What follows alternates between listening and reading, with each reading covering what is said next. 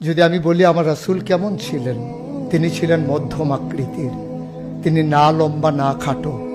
তিনি কখনো বা যখন হাজারো মানুষের সামনে দাঁড়াতেন, বিদায় হজের সময়ে 1,40,000 সাহাবা যখন ময়দানে, তিনি যখন আস্তে করে উঠে দাঁড়ালেন, ওনার চাইতে অনেক লম্বা লম্বা মানুষ থাকার পরেও অবাক বিস্ময়ে সবাই তাকিয়ে দেখলো সবার উপর দিয়ে যে মানুষটির মাথা মুবারক দেখা যায়, তিনি নবী মুহাম্মদুর রাসূলুল্লাহ সাল্লাল্লাহু আলাইহি ওয়াসাল্লাম। তিনি মধ্যম আকৃতির হওয়ার পরে সবার উপরে তার শির, সবার উপরে তার মাথা। সবাই অবাক বিস্ময়ে তাকিয়ে দেখলেন তার চুলগুলো হালকা হালকা কোঁকড়ানো। তিনি কখনো বা যখন চুলের ভিতরে তৈল দিয়ে আছড়াতেন, অবাক বিস্ময়ে মানুষ তাকিয়ে দেখতেন, মনে হতো চুলের মাঝে যেন মৃদু মন্দ ঢেউ দেখা যায়। তার কপালটা ছিল চওড়া শুভ্র, তার চোখের ভ্রুগুলো ছিল ধনুকের মতো বাঁকা, তার চোখগুলো ছিল টানা টানা ভাসা ভাসা, তার চোখের পাতাগুলো ছিল গোলাপের পাপড়ির মতো।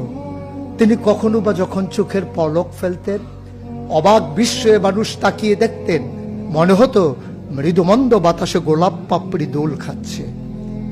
তার চোখের সাদা অংশ ছিল রক্তিমাভ সাদা, কালো অংশ ছিল তার কৃষ্ণ কালো। তার ঠোঁটগুলো ছিল গোলাপি রঙের, তার নাকটা ছিল খাড়া, ছিদ্রগুলো ছিল ছোট ছোট, নাকের নিচে ঠোঁটের উপরে ছিল চিকন সরু গোঁফ। তিনি কখনো বা যখন মুচকি হাসতেন, তার গোলাপি রঙের ঠোঁট দুটো যখন একটু ফাঁক হয়ে যেত আর দাঁতগুলো যখন বের হয়ে যেত, মানুষ অবাক বিস্ময়ে খুঁজত কোথাও যেন বিজলি চমকিয়েছে।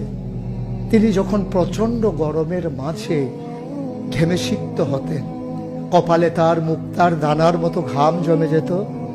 তিনি যখন দৌড়ে দৌড়ে তার বিবিদের ঘরে যেতেন, আমাদের মায়েদের ঘরে, আল্লাহ রাসূল সাল্লাল্লাহু আলাইহি সাল্লাম ঘরে ঢোকার পরে মায়েরা দেখতেন কপালের মাঝে মুক্তার দানার মতো বিন্দু বিন্দু ঘাম জমে আছে।